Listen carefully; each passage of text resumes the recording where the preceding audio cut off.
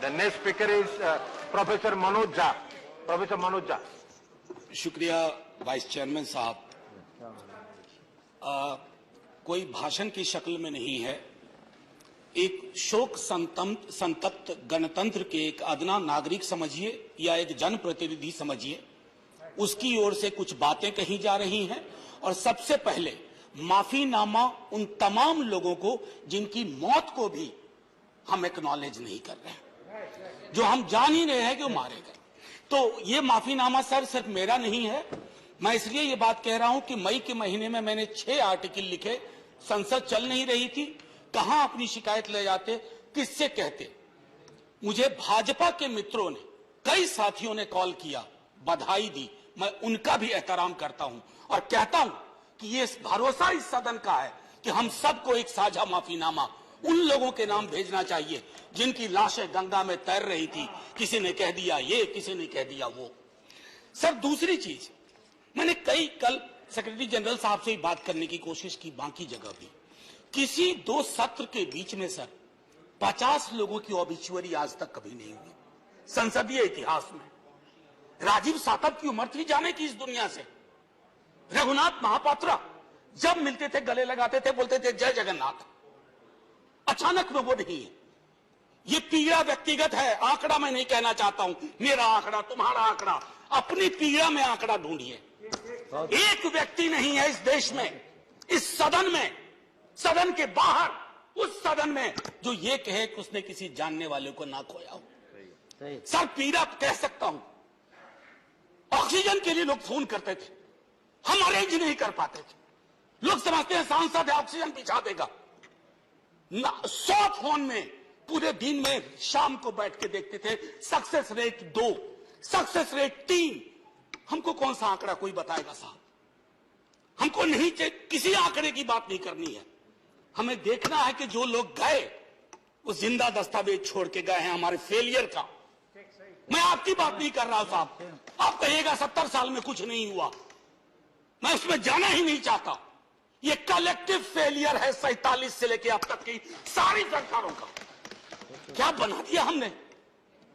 मुझे पता नहीं था कि अस्पताल और ऑक्सीजन का क्या रिश्ता होता है सर। ईमानदारी से कहता हूं, मैं मेडिकल बैकग्राउंड से नहीं आता हूं।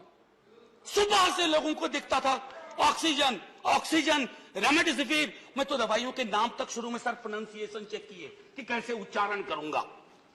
ये हालत है।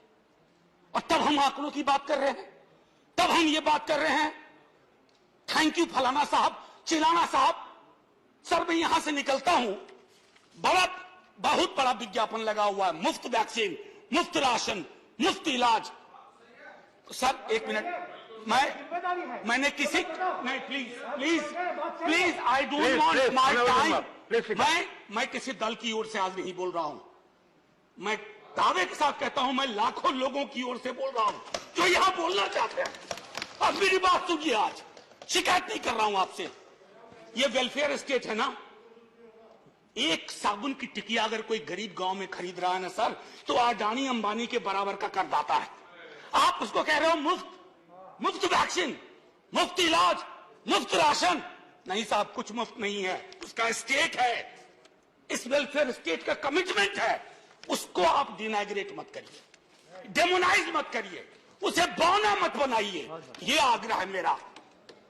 सर मैं इससे पहले की कुछ और बातें कहूं, मेरे पास सही वक्त है। सर इस कोरोना को मैं भी मानता हूं, मेरे पूर्व के वक्ता कुछ कह रहे थे, ये चैलेंज है हमारे लिए सर। बहुत बड़ी बड़ी बातें नए कानून की हो रही है। राइट टू हेल्थ की बात क्यों नहीं करते हम लोग? राइट टू हेल्थ, स्वास्थ्य का अधिकार, उसमें कोई किंतु परंतु लेकिन परंच नहीं। सीधे तौर पे स्वास्थ्य का अधिकार constitutionally guaranteed, right to life के साथ लिंक करिए। किसी अस्पताल की मजाल नहीं होगी कि वो उस खिलवाड़ कर पाए उस राइट टू लाइफ का। करना नहीं चाहते। राइट टू वर्क, उस पर काम करिए। पॉपुलेशन को लेकर के बहुत बातें हो रही हैं साहब। डेमोग्राफी को, डेमोग्राफर्स को छोड़ दीजिए, बड़ा संश्लिष्ट विज्ञान है, लेकिन ये हम कर सकते हैं इस सदन और उस सदन में। Right to life, right to work पर लेजिस्लेशन लाइए ताकि कोई आपदा आए। अभी तो हमारे लीडर ऑफ हाउस नहीं है, नए बने हैं। उनसे मैं कहता, जब वो रेल मंत्री थे हॉस्पिटैलिटी सेक्टर के लोगों को निकाल दिया गया।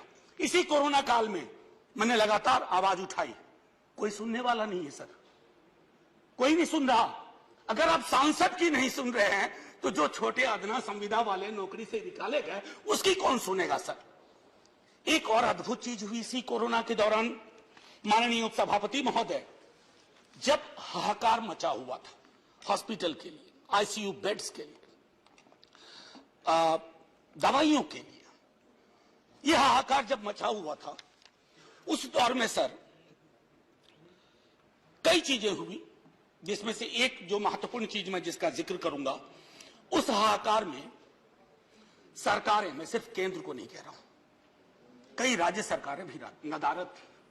वो 1.5 महीना कैसे बिताया है इस मुल्क ने। हमारे सदन के कोई लोग बड़े मुश्किल से बच के आए, मैं नाम नहीं लूंगा। पूरे देश ने वो वक्त कैसे बिताया है, नाइटमेयर की तरह लगता है सर, डरावना लगता है। एक मेरा स्टूडेंट पढ़ा है, वह 37 साल का, हॉस्पिटल का बेड जब तक मैंने अरेंज किया वो दुनिया छोड़ के जा चुका था। मैं इसलिए बार बार इसको किए इसलिए ये कह रहा हूं कि इसमें व्यक्तिगत पीड़ा को ढूंढिए, तब हम इसका निदान ढूंढ पाएंगे। मेरी नाव तुम्हारी नाव, मेरा काल तुम्हारा काल, ये तो बहुत कुछ हुआ, इस भौकाल से आपको कुछ हासिल नहीं होगा। सर बस 1 मिनट और लूंगा, जो मैं कहना चाह रहा था। सर एक खत मैंने मृतात्माओं के नाम लिखा था, कुछ कर नहीं पा रहा था, बेबसी में एक खत लिखा जो लोग इस दुनिया से चले गए। उसमें कुछ मैंने सलाह दी थी सर सरकार से, और ये जो उस बीच में कहा गया कि सरकारें फेल नहीं की, सिस्टम फेल कर गया। अरे साहब ये सिस्टम कौन क्या है? बचपन से सुनते थे कि सिस्टम के पीछे व्यक्ति होता है, सिस्टम के पीछे एक संरचना होती है। अगर वो सिस्टम फेल किया है, चाहे दिल्ली में या किसी गांव की गलियों में, तो वहां की सरकारें फेल की। सिस्टम का नाम इसे मत दीजिए, क्योंकि यही वो सिस्टम बनाते हैं। धन्यवाद। और आप बस आखिरी टिप्पणी करने दीजिए। प्रोफेसर धन्यवाद, आपको ज्यादा टाइम दे चुका हूं मैंने। सर बस 10 सेकंड लूंगा। आज जय हिंद बोलने में भी वो खुलूस नहीं आ रहा है जो आम दिनों में हुआ करता है। मैं सिर्फ इतना आपसे आपके माध्यम से कहना चाहता हूं, मैंने एक शिकायत नहीं की सर, किसी से नहीं। किससे शिकायत करेंगे? आहत हूं, जगाना चाहता हूं स्वयं को भी आपको भी, क्योंकि अगर गंगा में तैरती लाशें, सर जिंदगी में डिग्निटी चाहिए, मौत में उससे बड़ी डिग्निटी चाहिए। हमने अनडिग्निफाइड डेथ को विटनेस किया है, और अगर हमने इसको दुरुस्त नहीं किया सर, आने वाली सदियां माफ नहीं करेगी। आप बड़े बड़े इश्तहार छपवाओ, अखबारों के 4 पन्ने रंग दो, फलाना थैंक यू सर इतिहास को थैंक यू कहने का मौका मिलना चाहिए। धन्यवाद। जय हिंद सर।